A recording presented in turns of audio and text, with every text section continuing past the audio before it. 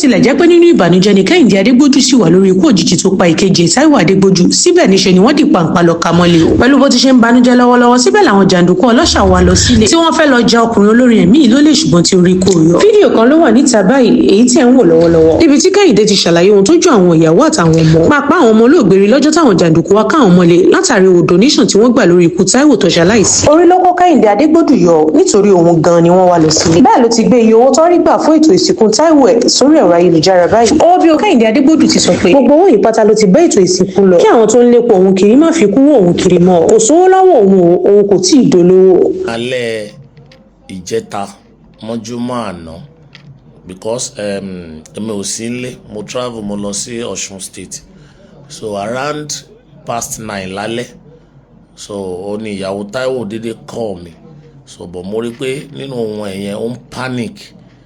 Kí ló ṣẹlẹ̀ wá ní àwọn kan kó ìbọn wá bá wọn nílé, pé àwọn 4 ni wọ́n, gbogbo wọn náà dẹ̀ kó ìbọn wá bá wọn nílé, pé bọ́n ṣe wọlé immediately wọ́n kàn bẹ̀rẹ̀ pé ibo ni Kẹ́hìndé wà, yàrá Táíwò tó kú dà, àwọn gold tán ló dà, fóònù Táíwò dà. Wọ́n láwọn sọ pé fóònù Táíwò wà lọ́wọ́ mi, wọ́n ní káàkì ńkọ́. Wọ́n láwọn sọ pé mi ì sílé, mo travel, pé kí mọ́tò yẹn náà ni mo gbé lọ kankan. Wọ́n sọ pé òkè Kẹ́hìndé yẹn gẹ́gẹ́gẹ́ làwọn wá pé àwọn fẹ́ rí ibo ló wà, yàrá ẹ̀dà. Wọ́n ṣàwọnú yàrá mi, wọ́n tiẹ̀ tún wo aṣọ mi lọ, wọ́n dẹ̀ kó ìwọ̀nba aṣọ tán lè kó, wọ́n kó bàtà. So mo dúpẹ́ pé wọ́n ṣe anything fáwọn ọmọ wọn, àdẹ̀ fọwọ́ kàn àwọn ìyàwó. So wọ́n gba gbogbo phones wọn, wọ́n gba ìwọ̀nba owó tó bá lọ́wọ́ wọn nílé. So now nǹkan tó jẹ́ kí n fẹ́ ṣe fídíò yìí, wọ́n ní lára àwọn pípù yẹn tó wá yẹn, ìkànnù wọn make call, bóyá ẹni tó rán wọn ń pè é pé àwọn ò bá Kẹ́hìndé gangan lé o, pé àwọn ọmọ kéékèèké àtàwọn obìnrin làwọn bá, pé àwọn ṣọ́ọ̀ pé àwọn eléyìí lówó kankan lọ́wọ́ kankan, pé àwọn ò bá Kẹ́hìndé lé.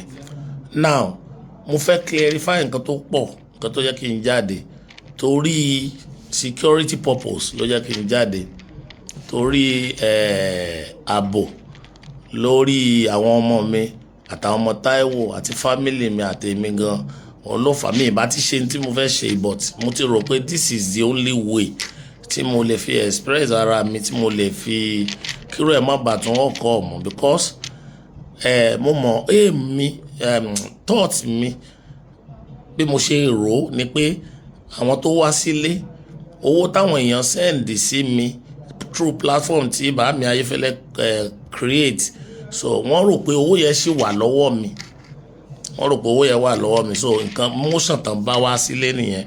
Imagine ọjọ́ yẹn ló pé ìjẹjọ́ tá a sin Táíwò, àwọn kò kàn wọ́n pé èèyàn ti ẹ̀kú bóyá èèyàn mọ̀, so kò kàn wọ́n, nǹkan táwọn wà after nìyẹn. So mo fẹ́ ṣe nǹkan tí mo dẹ̀ fẹ́ ṣe yẹn ni pé wọ́n ń pè níbi kéèyàn kó àkóyawọ́. Ìfàmù pé nǹkan tí mò ń ṣe inú Bàámi ò ní dùn sí, ìyẹn Ayéfẹ́lẹ́ wọn ò ní fẹ́ kí n ṣe, but mo wò pé this is the only way tí mo lè fi ṣe láti save ara mi àtàwọn family mi, kíró ẹ̀ má bàa tún happen mọ́, torí àwọn olè tó wá wá lóru, alẹ́ náà wá past 9 lálẹ́ náà wá, wọ́n dẹ̀ náà lò more than 45 minutes. So gbogbo àwọn security àdúgbò wọ́n gbìyànjú bọ̀ kán tó débẹ̀, kémi tó rí wọn get, àwọn people yẹn ti ṣe nǹkan tó fẹ́ ṣe, wọ́n ti lọ.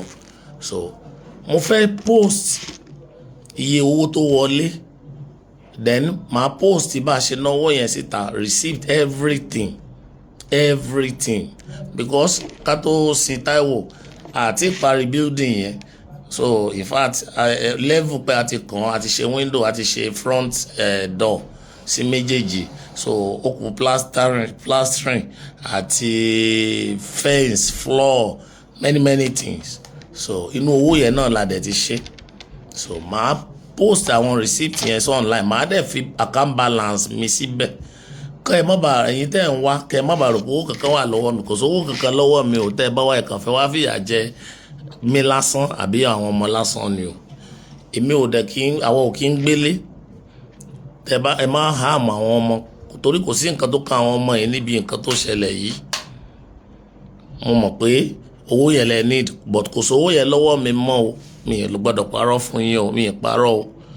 màá fi account balance mi màá fi hàn yín. In fact kò ní jẹ́ account tó ń sanwó sí nìkan, gbogbo account tí mo ní màá send gbogbo ẹ̀ balance tó wà bẹ́ẹ̀ kẹ́ ẹ lè mọ̀ pé mi ò lówó kankan lọ́wọ́ tó wáyé pé nǹkan tẹ́ ń wá nìyẹn, mi ò lówó lọ́wọ́, èmi ò dẹ̀ lára ìyá o it's true, mo mọ nǹkan tí mò ń sọ o. So nǹkan tó ṣẹlẹ̀ ní ẹ tó yẹ kí n come online kí n sọ̀rọ̀ yìí o, because wọ́n ní téèyàn bá dákẹ́ tààrà ẹ̀ máa bá dákẹ́ àìlè sọ̀rọ̀ dẹ̀ ní ìbẹ̀rẹ̀ orí burúkú. Time tí mo wà yìí kò ń ṣe gbogbo nǹkan báyìí ló yẹ kí n tún máa face, but mo mọ̀ pé ìlú tá a wà kò sí ní tó kàn àwọn kan, so nǹkan táwọn wà after náà wà after.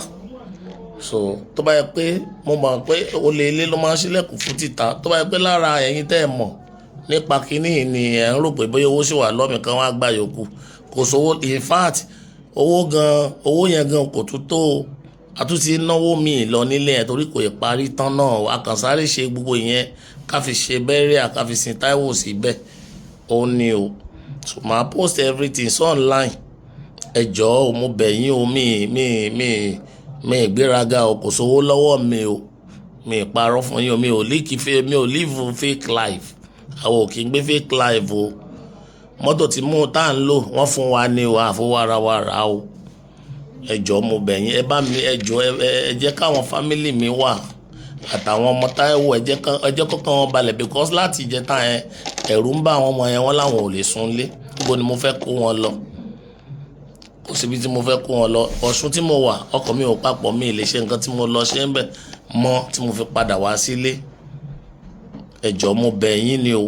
Lẹ́yìn fídíò yìí màá ṣe gbogbo receipt yẹn, bó ṣe jáde, iye tó wọlé màá kọ́kọ́ gbé síbẹ̀, bó ṣe jáde bá ṣe náwó màá sọ everything síbẹ̀, ẹ máa rí. Bàámi Ayéfẹ́lẹ́ tẹ́ bá rí fídíò ẹ jọ̀ọ́ ẹ má bínú pé mi fi lọ yín kí n tó ṣe. Ẹ jọ̀ọ́ bó ṣe gbà ló jẹ́ kí n ṣe bẹ́ẹ̀. Mo fi Ọlọ́run mo fi bẹ̀ yín. Ẹ̀rù ló ń bá èmi o, because èmi ò bá tẹnì kankan jẹ́, mi ì dẹ̀ rórí kí tẹ̀yàn kankan má dà o. Mi ì dẹ̀ ever ro ikú sí Táíwò ní 50 years to this time.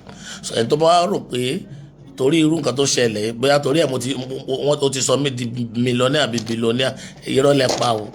Mo mọ̀ pé ó máa sọ mí di later, but gbogbo owó tán dá kò sówó lọ́wọ́ mi o. Ó ní mo ní kí n sọ o. Ẹ jọ̀ọ́ o ẹ̀yin èèyàn, ẹ bá mi bẹ̀ wọ́n, ẹ̀bẹ̀ ni mo lè bẹ̀ wọ́n o. Mi ì lágbára kankan o, lẹ́yìn Ọlọ́run lẹ́yìn àdúrà mi ò ní nǹkan kan o. Ẹ jọ̀ọ́ o, ẹ dákun ẹ má wálé láti wá háàmù àwọn ọmọ mi àtàwọn ìyàwó àti àwọn ọmọ Táíwò. Ẹ jọ̀ọ́ ẹ kàn tí ẹ rò pé à ń mọ̀ ọ́n lọ́wọ́. Ẹ jọ̀ọ́ ẹ kàn tí ẹ rò pé à ń mọ̀ ọ́n lọ́wọ́. Mo bẹ̀ yín ni, mi ò lágbára kankan, ẹ̀bẹ̀ ni mò ń bẹ̀ yín o. So after this video ẹ máa rí gbogbo post yẹn, gbogbo receipt bá ṣe náà àti iye tó kù láwọn àkáǹtì mi tí mo ní. So mo rò pé tẹ́ bá rí yẹn bóyá ọkàn yín máa balẹ̀ pé mọ́tòjá fi social media popular lẹ́ẹ̀kejì o. Mo bẹ̀ yín torí Ọlọ́run.